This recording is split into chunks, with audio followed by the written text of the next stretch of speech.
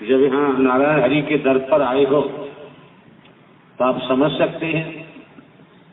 कुम्हार घड़ा बनाता है, चिलम बनाता है, सुराही बनाता है, सकोरे बनाता है, कुल्हड़ बनाता है, मिट्टी के ही बनते हैं। कैसे ठोंक पीट के घड़ा बनाता है, सुखाता है, फिर आबे में लगाता है। जब वो पक जाते हैं तब इस्तेमाल किए जा सकते हैं, जब तक पकेंगे नहीं तब तक इस्तेमाल किसी बर्तन को इस्तेमाल नहीं किया जा सकता। ये नारायण साकार हरि की भट्टा है, पक्का जो इसमें लगा है लगा रहेगा और ब्रह्मवाणी की आग झेलता रहेगा, वो पकेगा। इस संसार में आंधी आओ, तूफान आओ, कोई मरे गिरे, उसका बचाव होता रहेगा कि उसकी बुनियाद अभ्यास करते करते थोड़ी मजबूत हो चुकी है, अब वो गिरने वाला। दूसरी बात आती निंदा, चुगली, क्रोध।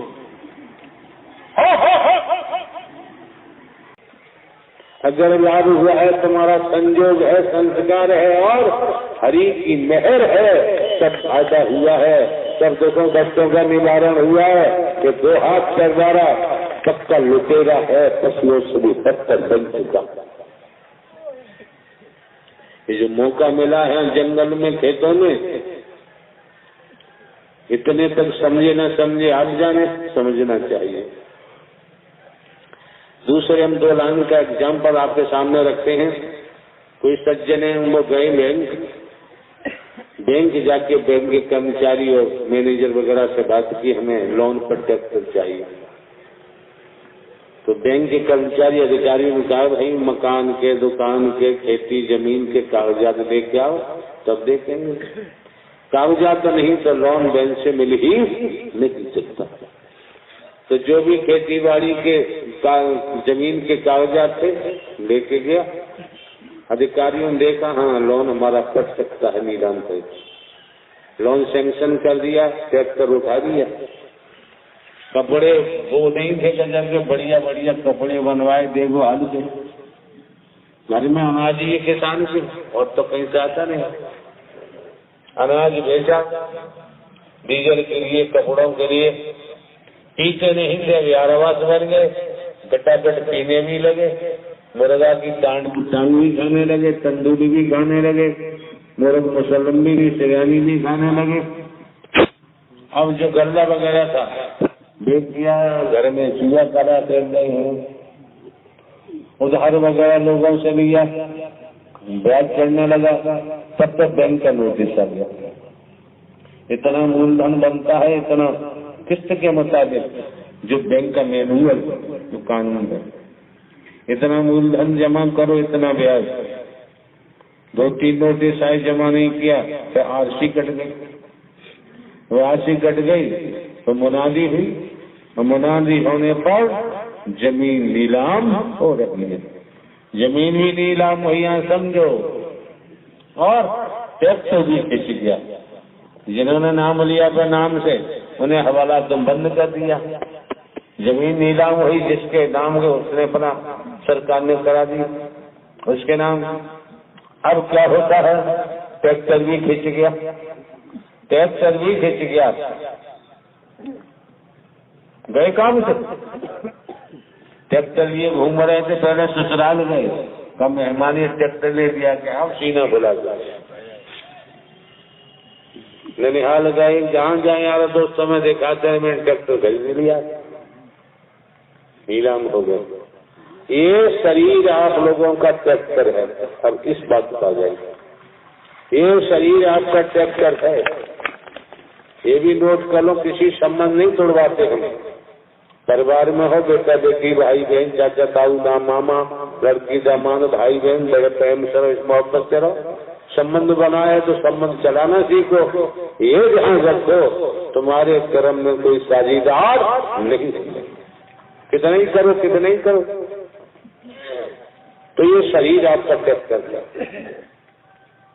जो शरीर ट्रैक्टर है, उसने बैंक से लोन लिया, जमा नहीं किया, उसका जमीन नीलाम हो गई, ट्रैक्टर भी खिंच गया। तो इसमें जो बैठा है या बैठी, जिसे तुम आत्मा कहते हो, रूह कहते हो, नूर कहते हो, सोल कहते हो, ये है।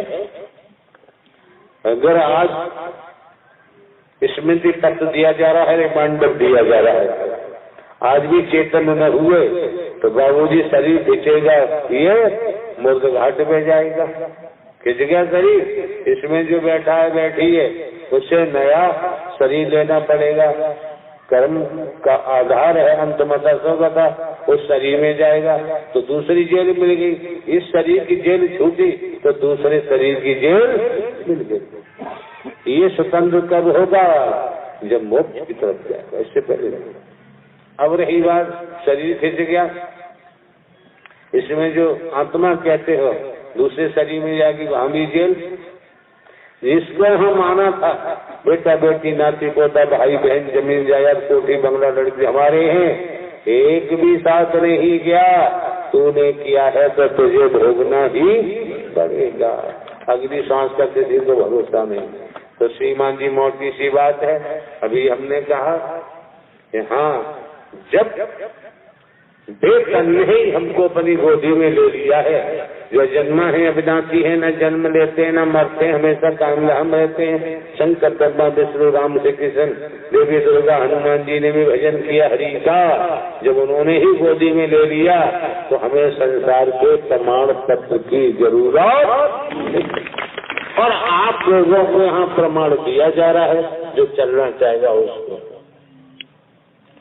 तो भैया शरीर खिंच गया, इसे में बैठा है, दूसरे के कैद खाने में गया, कुत्ता कुतिया गधा घोड़ा गाय भैंस कीड़ा मकोड़ा बेटा बेटी कहीं जाके बना, जेल झेलना ही पड़ेगा।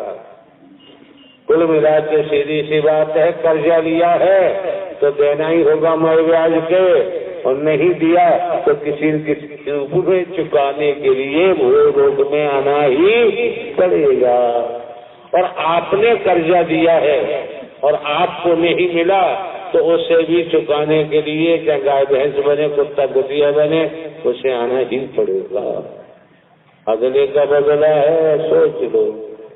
आपने देखा होगा, हमने देखा, हम तो भिन्न भिन्न प्रांतों में, कस्बों में, शहरों में, नगरों में, महानगरों में, ग्रामीण अंचलों में जनसाधारण बड़े बड़े मेहरबान धनवान अधिकारी जाते रहते हैं, गए हैं वो। आपने देखा होगा गांव बस्ती में, हमने देखा है लग्जरी गाड़ी है, आलीशान महल है, और उनके यहाँ कुत्ता कुतिया पड़े हुए हैं। सर्दी का मौसम है, नीचे भी बिस्तर, ऊपर से सलीन का लिहाज, कुत्ता कुतिया के लिए बता रहे हैं। तो हमने देखा सलीन का लिहाज, नीचे भी बिस्तर, और जिस कमरे में रखा गया है उसमें भी हीटर। अब खाने का नंबर आता है, जो भोजन है कुत्ता कुतिया का वही भोजन आता है। मीट आती घर में, नौकर चाकर लाते हैं। दूसरे जब वो मालिक, महल के मालिक, उनकी जवान लड़कियां जवान बेटे या पति पत्नी सब कोई जा रहे हैं बाहर, तो कुत्ता को पीछे की सीट पे बैठा लिया। कुत्ता करता पीछे सीट में, तुम नहीं देगा हम देख, पीछे ही सीट पे बैठा देखता है। वह लंबी कहानी है, सूक्ष्म कहते हैं हम। उसका कौन सा कर्म था जो कुत्ता कुतिया के माध्यम से जन्म मिला? कुतिया कुत्ता जो भी है बिल्ला बना, और उसकी कोठी में गया जहां ये 2 हाथ पैर वाले आदमी को रोटी भी नहीं मिलती, अंग पे ढंग से वस्त्र भी नहीं मिलता, अधिक पैरों में चप्पल भी नहीं होती, और वो गजब के महल में सलीन का लिहाज, क्या क्या माल खाता है। गर्मी का मौसम आया, एसी चलता है, और 2 हाथ पैर वाला को बाकी को भीख भी मांगने से नहीं मिलती। तो कुत्ते का कर्म कौन सा है? ऐसा कर्म उठा कुत्ता बना, कोई कर्म ऐसा था महल में पहुंच गया। अब बाहर से कुत्ता भौमो भौमो उस पर नहीं कर पाएंगे, कोई भौमो करता है, जिन्होंने पाला हुआ है वो उन्हें मार के भगा देंगे।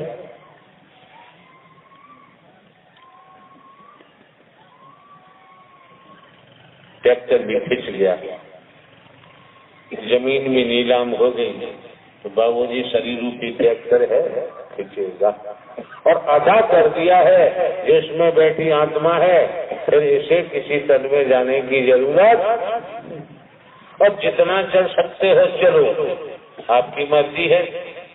हमारे यहाँ तो कोई मिशन संत पंथ मत मतांतर नहीं है, जरूरत ही नहीं है। जब ब्रह्मांड के महानायक नारायण साकार हरि ने आश्रय दे दिया, अब कोई आश्रम बनवाने की जरूरत नहीं।